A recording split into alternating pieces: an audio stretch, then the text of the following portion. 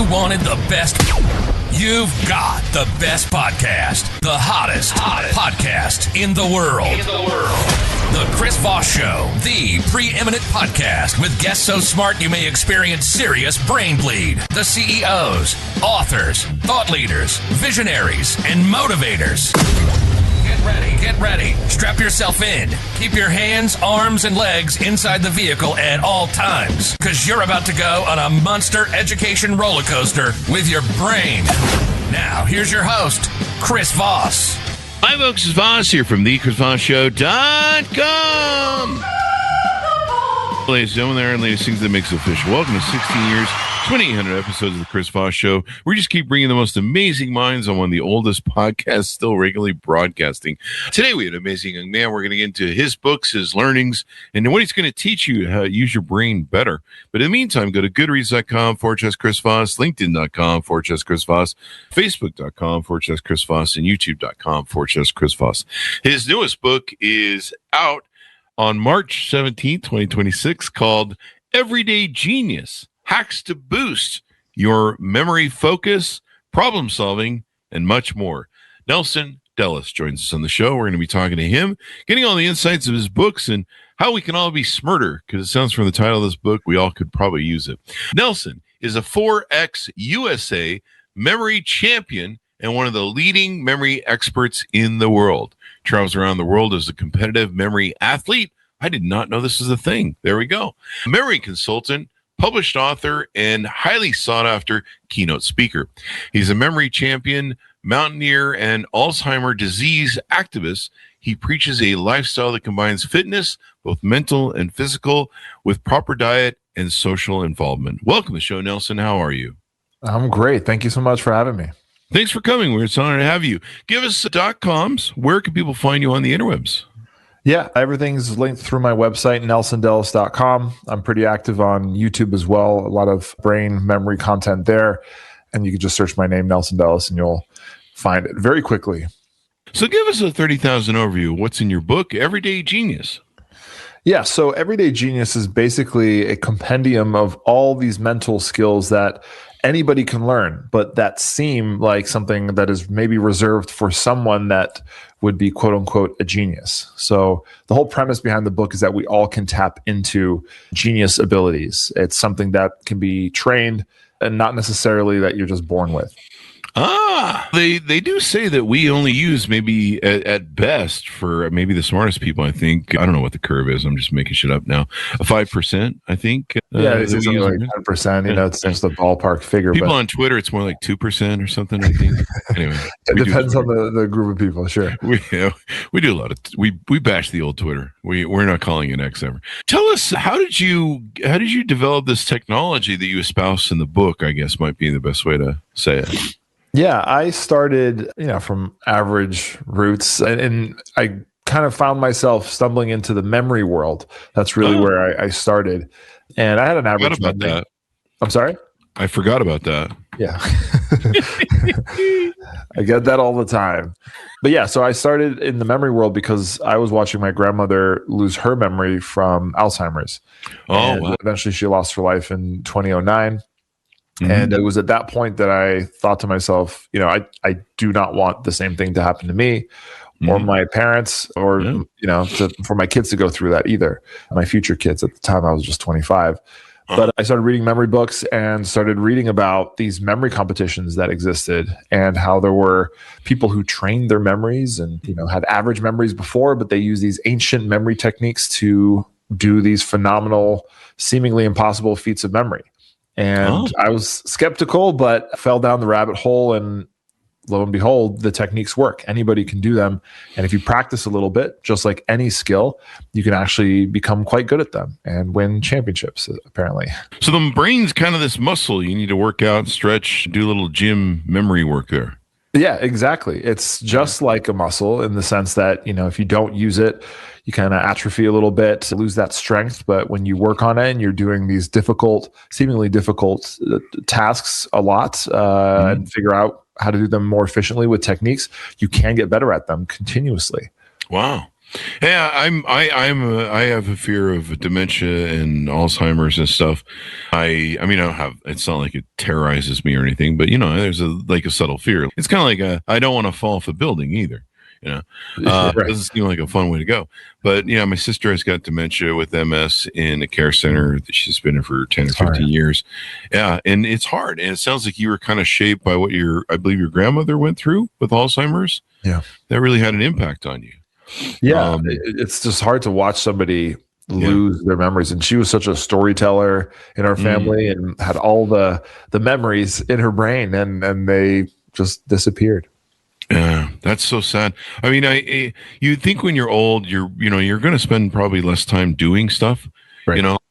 And more time just kind of reflecting on your life and enjoying the things. I mean, I get great memories that come back to me.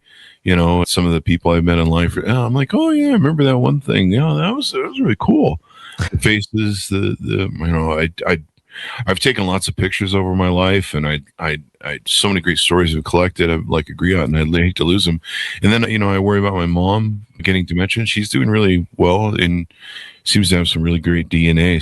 Hoping I carry on with hers, but I don't want to see any more people disappear. I watched that with my sister, and yeah, it's hard. And so you this is kind of interesting. I mentioned in the bio that you're a memory competitor or champion, or how does it work?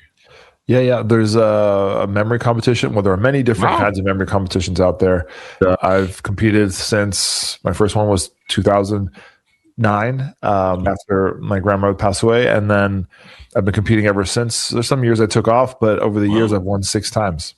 Wow, I didn't know there was events for this sort of thing. I guess most people don't, but it's kind of a quirky little competition. But most people forget there's an event. That's the problem. So you can't win the memory competition if you forget to show up. No, I will tell you that those people who forget to show up do not win.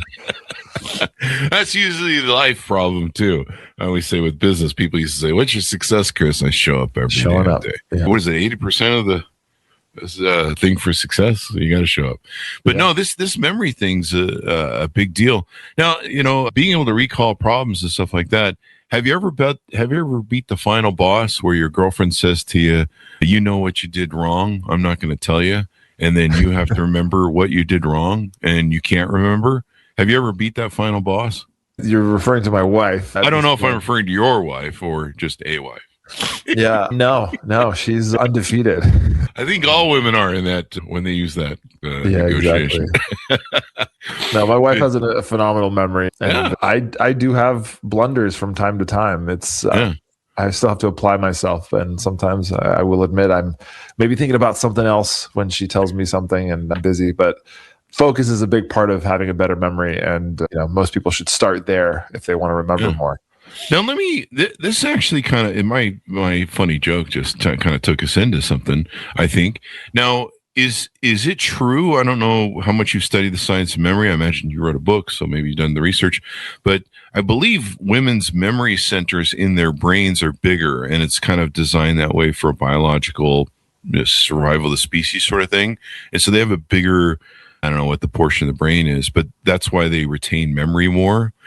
But the other reason that they retain memory better, women do, is because they connect emotion to it. And we've had people on the show, we've talked about this as psychologists. Anytime you can attach a lot of emotion to a memory, you're gonna have it's really gonna stick with you. Your jog dies. That really freaking hurts. Whereas, suppose if the flowers die in your garden, you're probably gonna be okay with it unless you're a real green thumb. Have you studied that? Is that true? And then maybe is that a way that you use to boost your memory, attaching emotion to stuff? Yeah, I'm not familiar with the structure of women's brains versus men, if there's any distinction there, but potentially. I have seen firsthand at memory competitions that the women competitors, I think, are stronger. They usually perform better. Some of the top memory athletes in history are women, and it's amazing to see. Sometimes I try my hardest and I cannot get to their level. But there could be something to the emotional side of things. One of the main techniques to make things more memorable is just that, right? Is to take information that is dull and, say, abstract, and turning it into something that you can visualize, attaching sensory data, emotion to it. So just exactly what you said, the more emotionally charged you can make something, as mundane as it may be, if you can infuse that emotional aspect to it, that's just like wildfire for your memory. Yeah. Research suggests, this is according to the internet, which of course is true at all times, women generally have proportionally larger and more active hippocampus, a key brain region responsible for memory and emotion.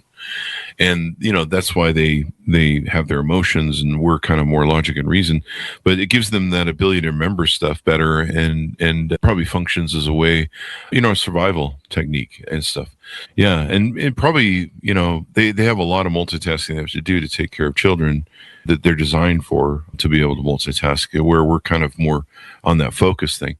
But I know one of the things I had as I was aging was I started having brain fog. And I don't know when it started, but somewhere about 2.5, almost 3 years ago, 2.5 years ago, I started testosterone therapy. And I woke up from severe brain fog. I mean, I was like a week out with brain fog. And I was at this moment in my life where I was starting to really, I just felt like I was waking up, and 5 minutes later I was crawling into bed.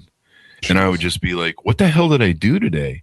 And, we do 3 shows a day. I'm like, there's record of what I did, but I would just sit there and be like, where'd it all go, man? I just did the basics every day.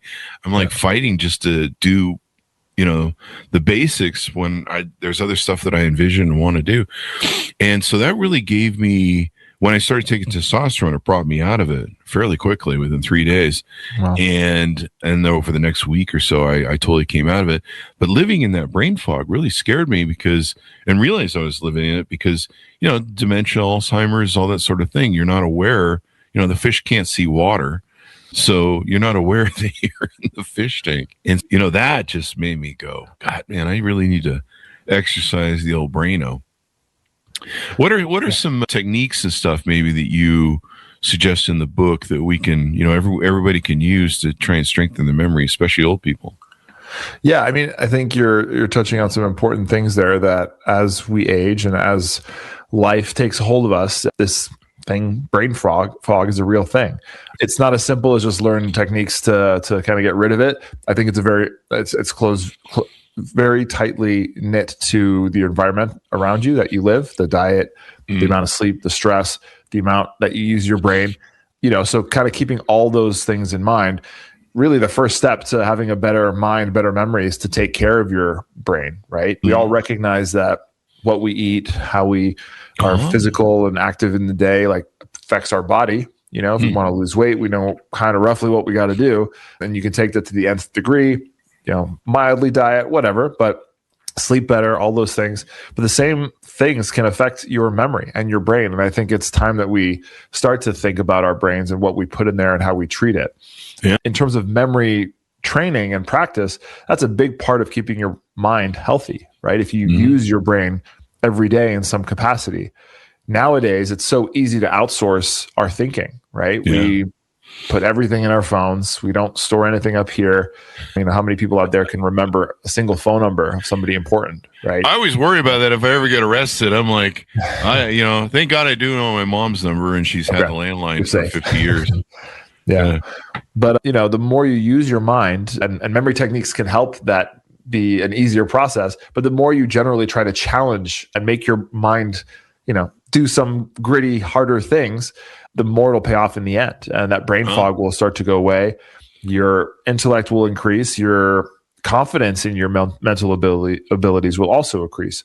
But it's so tempting these days to not do it, because there are tools, AI tools now, that will just think for you in a second. But I don't think the outlook for our brain health in the next 10 plus years looks very good if we ascribe to that. Yeah. We've had a lot of people on the show that have talked about, we have 2,800 interviews. Yeah, there's a few of everything, a few hundred of everything.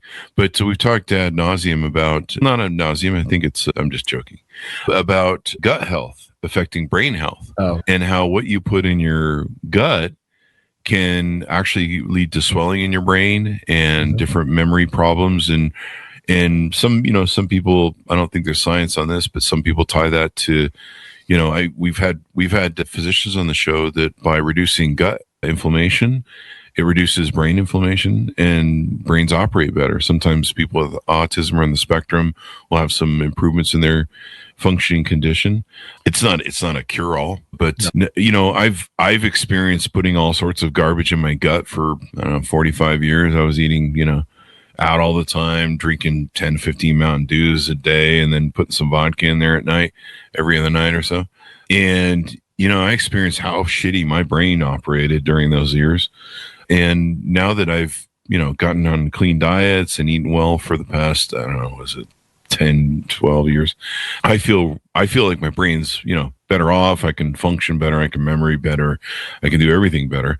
And then, what you eat I think has a big effect on your brain from what everyone says.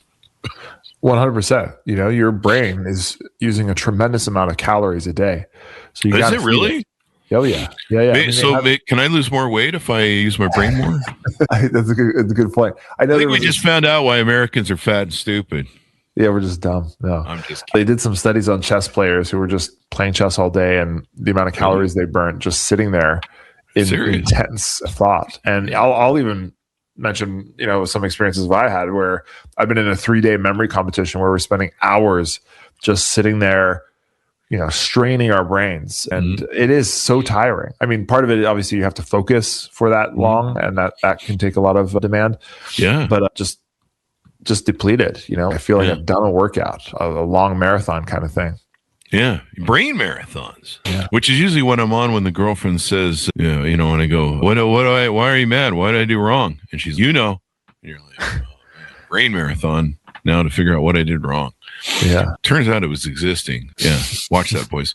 Anyway, so now this impact, did you ever play that game Simon when you were a kid? What sort of things do you guys use at these hackathons where you guys are practicing your memory?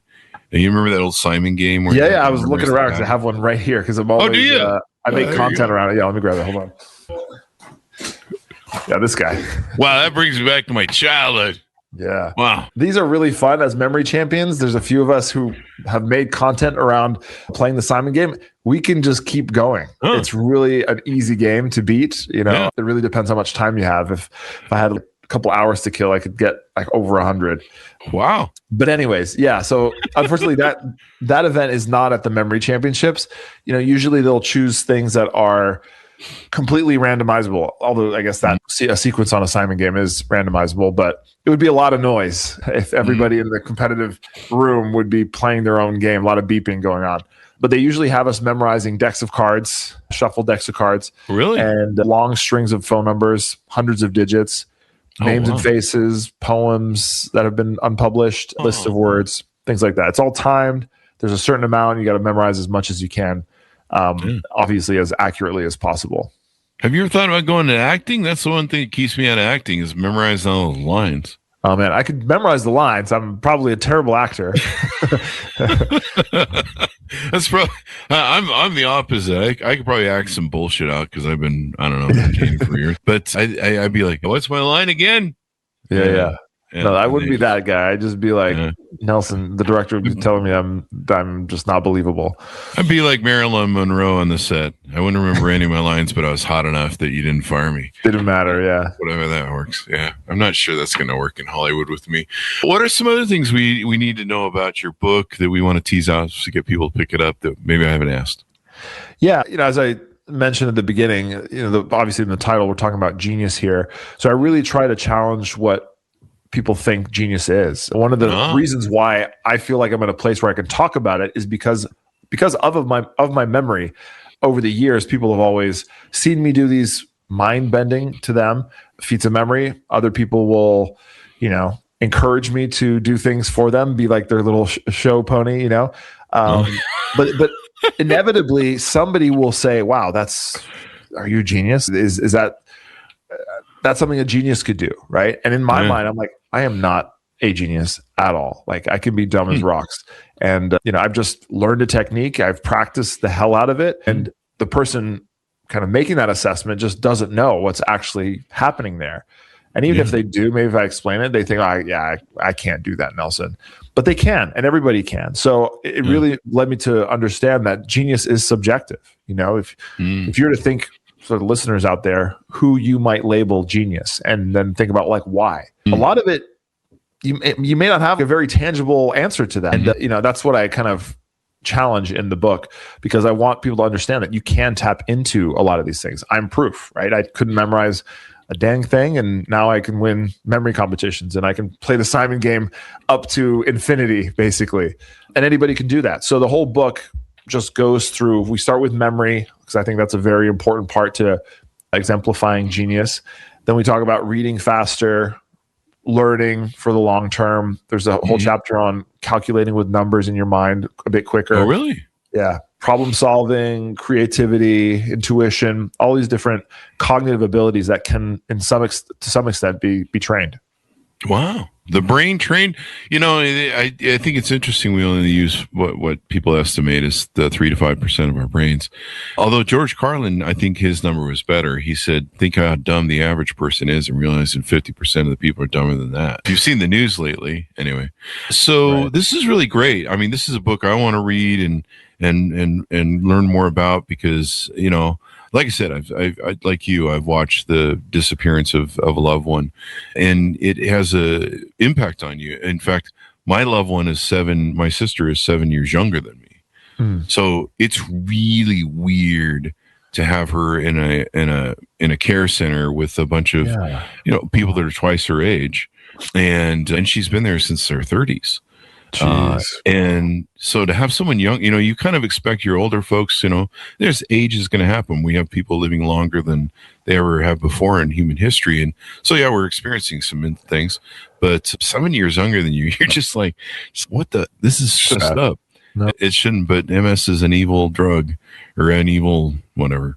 And so tell us about some of the offerings you have on your website. Do you do consulting, coaching, speaking, training, things like that?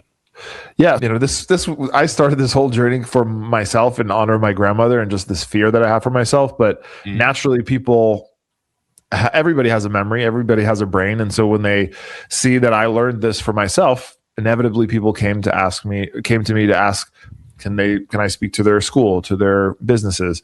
And over the years, I've kind of transformed what I was going to do with my career, and now for the last 10 plus years, I've been a memory consultant, memory coach. Do one-on-one sessions, webinars, seminars, speaking engagements. I have some memory courses, and I make a lot of content on YouTube. That's a very introductory form of everything. What's the name of your YouTube channel? It's just my name, Nelson Dellis. Okay. It's all sorts of musings and how-tos on how to do memory-related or brain-related things. But I have a whole coaching program for people who want to improve their memories and sharpen their brain and tap into that genius intellect. And again, everybody can do it. I work with all sorts of ages. I've worked with as young as a 5-year-old to right now I have a client who's 89. And wow. It's so interesting because a lot of people will just label themselves and say, I can't memorize anything. I'm well past my prime, or I'm not good at names or whatnot. But time and time again, it's very clear that the human brain can remember better than most people think they can. And maybe this is laziness on my part. You're welcome to tell me what's wrong with me, but I've always had that problem for most of my life. I'm great at faces. Like if I see a face, most times I'm going to remember that face. I'm the same way. If I go somewhere, I know how to go there. Like I don't have to consult with the map again. You know who else is great with recognizing faces? Who? Pets, dogs. Like that's so many people say that, and it's like, I think that we are naturally great at remembering faces. Oh, okay. But it's the name, it's the information. That's the hard part. Oh, okay. But we all can do it too. So the fact that you can do that, I think everybody can do that. You just got to take advantage of it and add this bit that will connect the name to your already great ability to recognize faces. So do you do mnemonic, or how do you, what's the thing you recommend? Yeah. The idea behind memorizing names quickly is kind of tapping into a few of the things we've already talked about. One is that emotional thing. So you get a name, this word that represents the human in front of you. And the first goal is to turn that into some kind of mental picture. That's always the goal with memorizing and remembering. But when you come up with a picture, also in that technique is embedded this idea of coming up with something emotional and sensory. So if you meet someone like a Nelson, right? What's the first thing that comes to mind for you when you hear that name? Nelson? Perfect. Yeah. Nelson Mandela, Yeah. very memorable, iconic. Different people will have different associations to what they know about that image. They have a different Nelson in mind. Willie Nelson. I don't know. Oh, yeah. Willie Nelson. Yeah. But whatever. You come up with a picture. I do if the guy smelled like pot. Yeah. And now that you said that, you can maybe imagine that pot smell and maybe even smoking yourself. Yeah, that's why I don't bathe, so people remember my smell. Yeah, exactly. Oh, Jesus. No, when you tap into smell, taste, vulgarity, kind of disgust, and even eroticism sometimes, like eroticism. Yeah. Wow. You can make it as kinky as you want, but that will make it more memorable. I tried the tasting thing, and HR says I can't do that anymore. Okay. Yeah. I would lick people instead of shake their hands so I could remember. And I'd be like, I'm just trying to remember your name, man. Yeah, yeah. Now, I should clarify, all of this stuff that I'm asking you to do is mental in your mind. Mental. Mental. It is also, as the Brits say, mental. Absolutely mental. But it works. But anyway, so the second part to it is when you're looking at a person, meeting them, you're obviously looking at them. So you want the name to be attached to them. So you can choose a feature that you notice about them while you're talking to them to attach the image to. All right. So if you notice me and maybe, I don't know, you notice my beard, it's usually a bit more red in person, but just imagine that's what you notice. And then you have this image of Nelson Mandela. Now you interact it with the feature. You anchor it to the feature. Oh. In your imagination, of course. And as weird. I'm going to call you Nelson Mandela. Listen. I'm anchoring your beard to Nelson Mandela right now. Yeah. And the wilder it is, the weirder the connection is, the more memorable it is. I know it sounds wild, but this is how we all do it. This is how I can memorize a room full of 100 people plus, in a short amount of time. If I ever bump into you, I'll be like, I love what you did in Africa, man. Anyway, you're like, you did it wrong, Chris. You got the name right, just wrong guy. You flipped the wrong, but the beard. Anyway, no, these are great because I've done that all my career of life. I read something once that they're the people that do it. They put more value in the person as opposed to making them a nameplate. And I'm genuinely curious about people. I love people. This is why I do the show. I love interviewing people, talking to people about their journeys because mine's boring as fuck. I'm tired of hearing about it. But no, the only problem is I think there's a lot of people that I have attached a name mnemonic to their face. And the problem is every time I meet them, I go, hey, how's it going? I want to choke the fuck out of you, stupid bastard. And anyway, it's a strange way to do a joke there, but kind of half work. Yeah, I get it. There you go. Yeah, it seems like there's a lot of people on Twitter that I have that sort of name recognition to. Anyway, Twitter callback jokes. How can people get a hold of you? How can they onboard with you? It sounds like from 5-year-olds to 90-year-olds are potential clients for you. All that good stuff. Yeah, listen. I've been teaching my whole life. And I have kids myself, so I'm used to any age, any problem you come to me with regarding your brain. I'm happy to work with you. But yeah, people can go to my website. There's a little form they can contact me through and tell me what they're trying to fix in their life with their brain, and I can help. Yeah, I might just be referring to you shit from people on all Facebook. Hey, fix this idiot on social media. So I got an endless supply of clients for you, buddy. Especially the people that can't ever remember why they're a hypocrite. Oh man, didn't you tell people not to do that, and you went and did it, and you said it was hellfire and damnation if they did it, but you did it?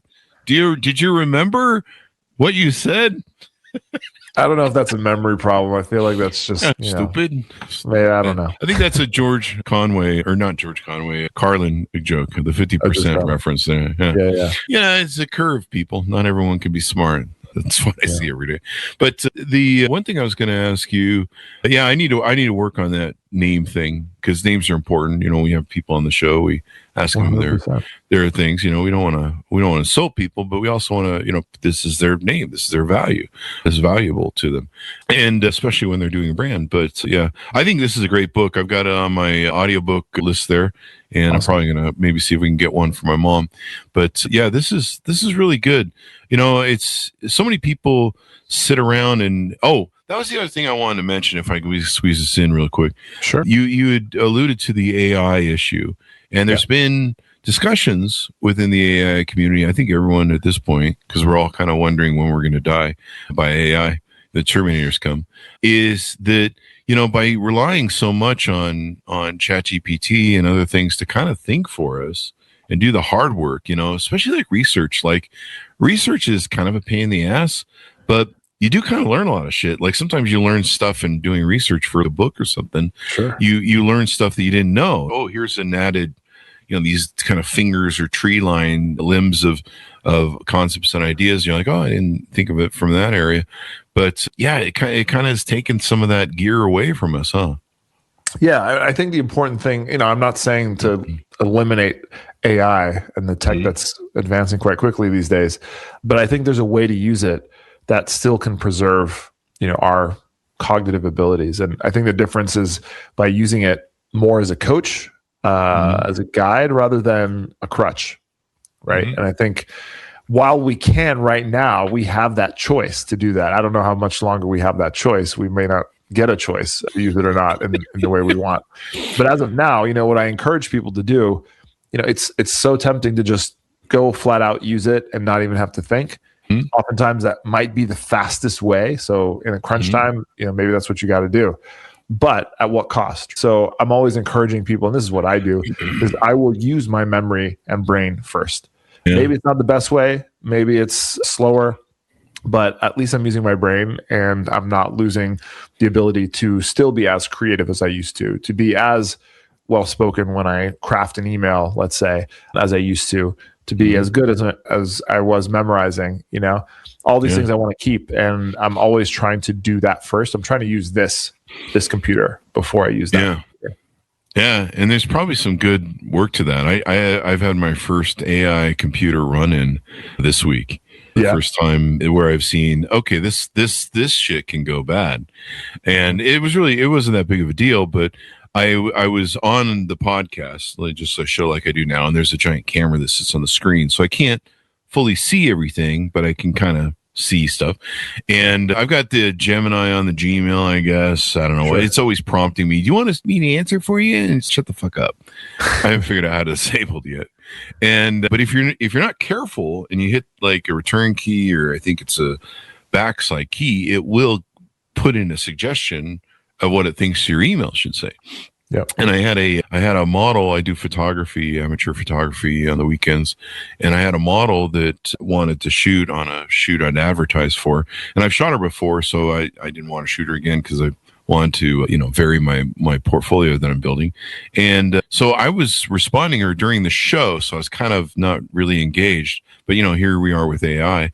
And I was telling her, you know, sorry, thanks for applying. You know, I want to vary my looks. I've already shot you. And I thought that's what I wrote. And I swear to God, I wrote something to that effect. And then I hit return, or maybe I hit some keys during the podcast that changed it to the automated response. Oh, gosh. And that AI booked her. Oh, no. Oh, wow. It literally took our conversation because I'd booked her before, and it just decided that you must want to book her again. And somehow I tapped something that triggered the automate, and then it sent. Oh, gosh. Yeah. So I had to, and this was money. And you know, these models, they don't make a lot of money. They're kind of in between things. And so she was so excited because she'd been bugging me to get shot because she was like, I need to get paid. I haven't seen your jobs lately. I'd love to work with you again. And so here I had to call that back and break her heart. And she written me. The way I knew I'd fucked up was she written me, and she says, oh, thank you. I'm planning. Here's my outfits. I'm planning on this. And I'm like, what? Oh. Well, so AI, you know, maybe we shouldn't rely on it so much. At least I can remember that. What your intention really was. Yeah. I can remember how AI screwed me. You know, maybe we shouldn't have the Pentagon playing with AI. Yeah. I'm just saying. You have you seen that movie, Idiocracy? Yes. It's from a long time ago, but that's what my fear is, that we're all headed there. I don't know if you noticed, but it's been re-released in documentary form in 2026, evidently. Yeah, it's live around us, actually. That's pretty much where I'm at with that Idiocracy. That's one of my number one references on social media, because that's how I just feel like the world's gone fucking mad. Before, you know, in 2025, I said, in 2024, I said, I'm going to trust my fellow Americans, and, you know, people are going to wake up and hold their politicians accountable, I guess is maybe the best way to say it. And they're going to give a shit. They're going to quit watching the Kardashians. And, a lot of this media that we take in, even like YouTube, you've got a channel on YouTube. I got a channel on YouTube. One of the problems that I have with my channel that I've, always had, and I watched this develop with YouTube because I came up with YouTube, was just, it seemed like the more intelligent shit you put on YouTube and other social media places, that doesn't go as far as idiots that jump off of roofs and into tables and just mindless, mind-numbing bullshit. Yeah. And people love that. Maybe we can blame, what was the first show that kind of iterated that? Most of TV, but what was that one video VCR thing? America's Funniest Home Videos. I think that started the whole stupid craze of drew out the side of your mouth. Maybe when MTV switched to reality TV shows, that seems to have made it stupider. But, consuming that data, I think, and just not really thinking and imagining of ourselves. Einstein said imagination is more important than knowledge. Maybe because you're using those brain juices and memory to, stretch that fabric up in your brain. But I think sometimes just sitting and watching this mind-numbing shit, I don't know, The Bachelorette, you're sitting there just losing brain cells. I don't know. What do you think? No, it's just falling asleep, not challenging the mind. You're just like taking a seat on the couch there when you watch that stuff. Yeah. Not that there's the time to relax and kind of unplug. Sure. If you're balancing that out with, some heavy lifting with your mind, that's a different story. But I don't think many people are doing that. That's why I always do doom scrolling on social media, because then it's attached to a lot of fear, panic, and the world is going to end tomorrow. We're all going to die. So yeah. I remember all that stuff. Thank you very much for coming on the show. We really appreciate it. Give people a final pitch out, Nellis, on ordering up your book and getting to know you and talking to you about your services. Yeah. Please check out my latest book, Everyday Genius. It just came out, and I'm really proud of this one. It's got so much in there, and I think people have a lot of fun trying out some of the techniques to make themselves smarter. And if you want to work even deeper with me, go to my website, nelsondellis.com, and reach out. And I'll tell you what I offer: my coaching, my speaking engagements, group cohorts, stuff like that. So. It's been fun to have you on the show and pull all the memory jokes. I've got it in my audiobook library, and so hopefully I don't forget it's there. I hope not. I'll have to mount it up first, because retaining stuff like books I read and stuff is important as well. Thanks for coming on the show. We certainly appreciate it, Nelson. Thank you so much. Thanks, everyone, for tuning in. Go to goodreads.com/Chris Voss and all those places on the internet. Order up his book wherever fine books are sold. Everyday Genius, Hacks to Boost Your Memory, Focus, Problem Solving, and much more, out March 17th, 2026. Thanks for tuning in. Be good to each other. Stay safe. We'll see you guys next time. You've been listening to the most amazing, intelligent podcast ever made to improve your brain and your life. Warning, consuming too much of the Chris Voss Show podcast can lead to people thinking you're smarter, younger, and irresistible sexy. Consume in regularly moderated amounts. Consult a doctor for any resulting brain bleed.